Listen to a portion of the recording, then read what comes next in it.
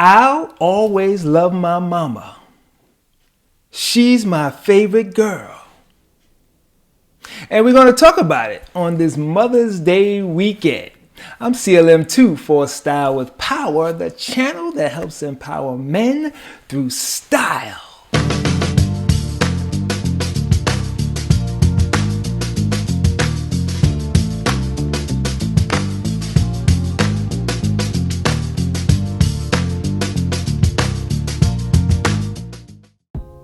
Well, happy Mother's Day weekend. We hope everyone out there had a great Mother's Day. I can just tell you that it was a very interesting Mother's Day this year of 2021, as we did take our mother out for I guess you would call it a early dinner, late lunch. We went to one of her favorite restaurants, and it was just her and her four children. One of my sisters is living in North Carolina, but we did take her out, and we always laugh, have a good time.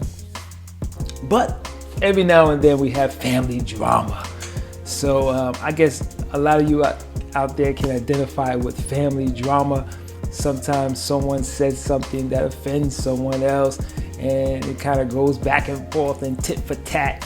And I don't know if any of you had any family drama on Mother's Day yesterday or even Saturday, but we did have a little family drama. And one thing about family is that no matter what happens, you should always be able to rely on family.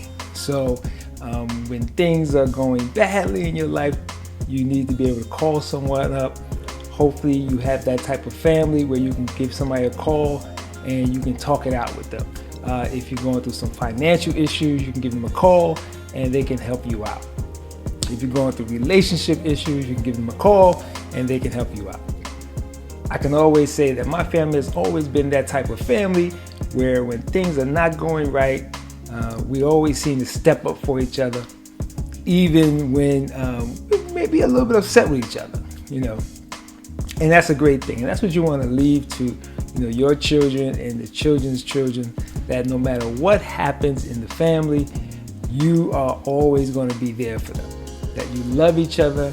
You may not always agree with each other, but that you love each other and that you will fight for each other till the very end. So I just want to say out there to my family, if you're watching this video, I love you. I know that we all love each other, and every now and then we will get into spats, but we stick together because we are one. We've been through a lot of rough times and we've been through a lot of good times. We all have made it to this point in life, and we need to smell the roses while we're all here still intact.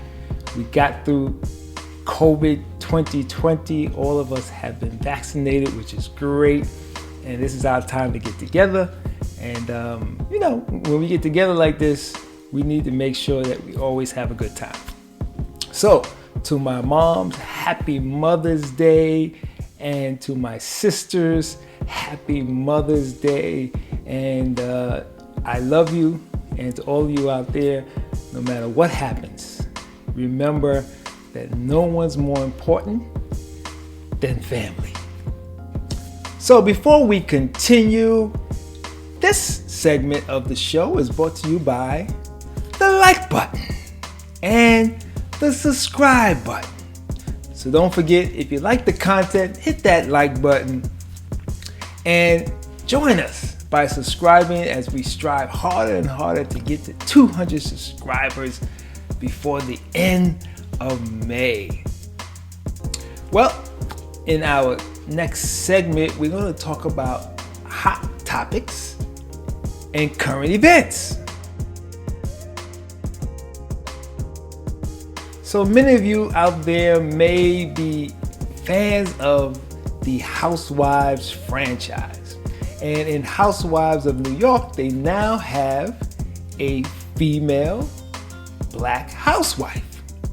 Now, she's not actually married, but she is a prominent woman in the world of law and in the world of entertainment and in the world of social justice. And her name is Eboni K Williams, the first Black woman to be a housewife in Housewives of New York.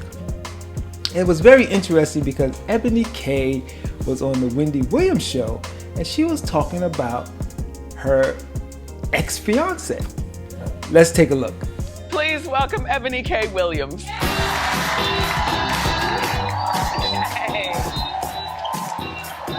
You're here. Hi, Tiffany. I love you. Thank you. Welcome back. So I was planning a wedding and a marriage, more importantly. And you know what? This quarantine, I think, like a lot of couples, Wendy, it made us tell the truth about our relationship. How long were you with him before quarantine? Almost 4 years. So you never spent that amount of. Did you live with him at the time of quarantine? I'll tell you what happened. He actually did not quarantine with me. He has 3 children, 2 of which are young adults, and he chose to quarantine in New Jersey with his semi-adult children. And for me, listen, I'm not a parent yet, so I get that they're number one. Right. But I need to be number one, Wendy. And I wasn't number one, so I needed to move on. Okay. How long did it take you to move on from the time that you realized that he wasn't going to come quarantine with you? 6 months. I mean, I still was holding out hope. We were doing the couples counseling and everything, and then... On Zoom? Yeah. And he's a lovely man. Just wasn't for me, you know? Yeah. He's older. He'd been there, done that. Didn't really want a new baby and all that stuff. I want that stuff, Wendy. I know. So that's 4 years out of your life you'll never get back. And big important ones, you know, the 30s. Yes. You know? Well, as you can see, she was talking about her ex-fiance who made a decision not to quarantine with her during COVID, during the pandemic. And it begs the question of, if you have children, should you quarantine with your children, which he chose to do, or should you quarantine with your fiance? Now, that's really a tough question. But I believe that most parents agree with what he did. He quarantined with his children. And you can't blame him. I mean, listen, that's his children. They're part of him, and he wanted to make sure that they were safe, so he wanted to make sure that he was with them every day. And even though you may love your fiance and you really want to be with her, it's a difficult choice. And I believe that most people would make the choice to quarantine with their children. Now, here is the kicker, because this was brought up that where you have children, you may have a mother. So did he quarantine with the children and the ex, the children's mother? Were they all in the same household together? And does that lead to some things that shouldn't happen?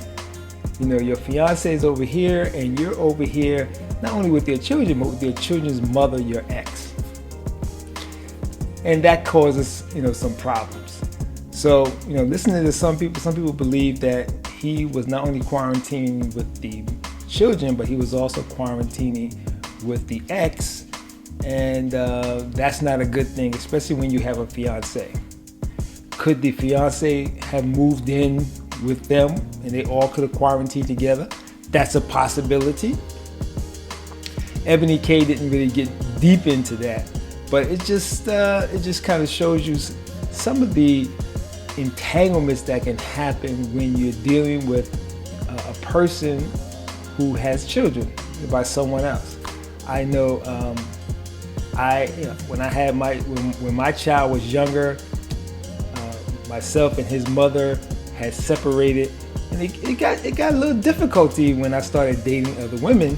And of course, you have all these demands on you. You can't bring another woman around my child. And even though I went on to get married, she still didn't feel comfortable having my wife, my new wife at the time, being around my child. And it just got crazy. So those things happen. So you know what?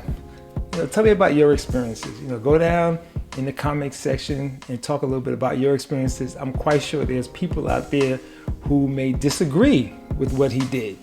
Maybe he should have found a way to be able to quarantine with his fiance and still able to see his children as long as everybody was safe. Or maybe he could have quarantined with his children but still spend time with his fiance. Let me hear what you have to say. You know, this is a very, very difficult situation, and I know that there's a lot of opinions out there. And how many of you believe that not only was he quarantining with the children, but he also was quarantining with the children's mother? And could some things may have happened, maybe some old sparks may have happened. Let me hear what you have to say. Let's talk about it in the comments. Well, in our last segment, which is called What Should I Do in This Situation? Well, I'm gonna tell you a story. You know, it just showed you how things from your past can traumatize you. And something has traumatized me since I was a lot younger, and it still keeps coming up over and over and over again. I got a phone call from a friend of mine, and she wants to do a podcast. And she wants me to be a part of the podcast. I would have a recurring role on her podcast. And I was excited about it. So she gave me a call, and we talked about it. We've been knowing each other for a long, long time.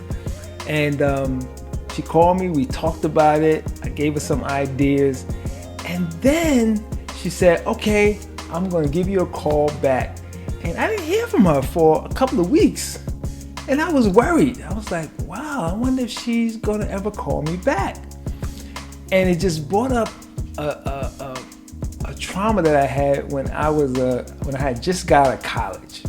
And this is kind of a funny story. I had just got out of college, and one of my college buddies had wrote a play. And she asked me to audition for the play. And I remember I was like, wow, I was excited about that. I had always been into the theater, always been into entertainment, always did stuff like this, in the public speaking. I did all this type of stuff all the way through college and after. So I love this type of, even in high school, I did some stuff in place. So she asked me to audition for her. So I go to this place, I guess she rented out a place, and she was there with her partners, and I auditioned. And I thought I did a great job. You know how sometimes your ego get in the way. You think you do a great job. I thought I did a fantastic job. And I never forget that she said to me, she says, okay, Cliff, you know, great job. We're gonna give you a call. That was like 30 years ago. And I'm still waiting for my call.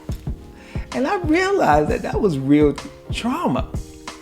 I mean, it still affects me. And, you know, so when my friend called me about the podcast and I didn't hear from her for a couple of weeks, it triggered that again. You know, it's just incredible. So I don't know if any of you ever experienced something years ago and it still keeps coming up over and over and over again. And I guess that's why people don't like rejection. That's why women get upset when men take their phone number and don't call. You know, it causes trauma. You're like, you know, why would you take my number and not call me? That causes real trauma. But eventually my friend did call, and we are going to explore, you know, doing her podcast, and I hope that I can do a good job, you know, for her in her podcast. But you know, if my college buddy is out there and she remembers auditioning me for her play years ago, which I never knew, you know, whatever happened, you never called me, and I'm still waiting.